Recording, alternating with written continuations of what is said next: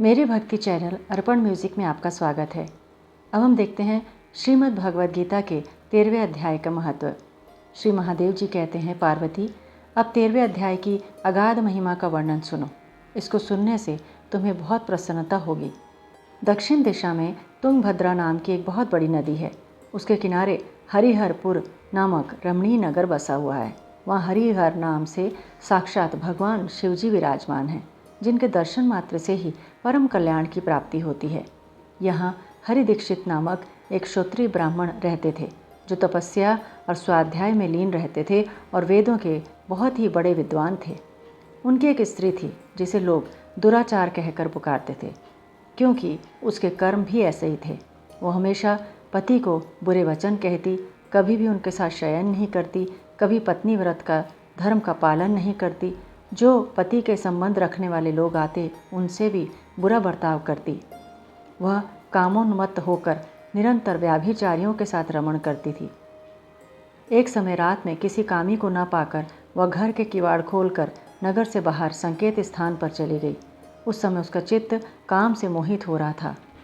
वह एक एक कुंज में और प्रत्येक वृक्ष के नीचे जाकर किसी प्रियतम की खोज करने लगी, परंतु उसका परिश्रम व्यर्थ हो गया। उसे किसी प्रियतम के दर्शन नहीं हुए।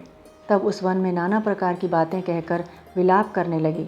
चारों दिशाओं में घूम घूम कर विलाप करती हुई उस स्त्री की आवाज़ सुनकर कोई सोया हुआ बाघ जाग उठा। उस बाघ ने अपने नख रूपी बाणों के प्रहार से उसे पृथ्वी पर गिरा दिया। इस अवस्था में भी वह कठोर वाणी में चिल्लाती हुई पूछने लगी, अरे बाघ, तू किस लिए मुझे मारने को यहाँ आया है? पहले मुझे बता, फिर मुझे मारना। उसकी ये बात सुनकर प्रचंड पराक्रमी व्याघ क्षण भर के लिए अपना ग्रास बनाने से रुक गया और हंसता हुआ बोला, दक्षिण देश में मलापहा नामक एक नदी है। उसके तट पर मुनिपर्णा नगरी बसी हुई है। वहाँ पंचलिंग नाम से प्रसिद्ध साक्षात भगवान शंकर निवास करते हैं। उसी नगरी में मैं ब्राह्मण कुमार होकर रहता था। नदी के किनारे अकेला बैठा रहता और जो यज्ञ के अधिकारी नहीं हैं, उन लोगों से भी यज्ञ कराकर उनका अन्न खाया करता था। धन के लोभ से मैं वेद पाठ के फल को बेचा करता था। मेरा लोभ इतना बढ़ गया था कि अन्य भिक्षुओं को गालियां देकर वहां से हटा देता और उनका धन भी ले लिया करता था। ऋण लेने के बहाने मैं लोगों को छल करता था। कुछ समय बीतने पर मैं बूढ़ा हो गया। मेरे बाल सफ़ेद हो गए, आँखों से कुछ दिखता नहीं था। फिर भी मेरी दान लेने की आदत नहीं छूटी। पर्व आने पर प्रतिग्रह के लोभ से मैं हाथ से कुछ लिए तीर्थ के समीप चला जाया करता था। उसके बाद जब मेरे सारे अंग शिथिल हो गए, तब एक बार मैं कुछ धूर्त ब्राह्मणों के घर पर मांगने खाने के लिए गया। उसी समय मेरे पैर में कुत्ते ने काट दिया। तब मैं मूर्छित होकर पृथ्वी पर गिर पड़ा। मेरे प्राण निकल गए। उसके बाद मैं इस व्याघ्र योनि में उत्पन्न हुआ।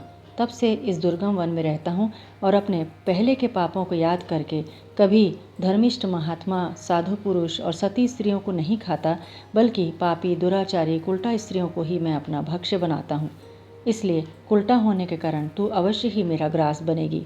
ये कहकर अपने कठोर नाखूनों से उसके शरीर के टुकड़े टुकड़े करके खा गया।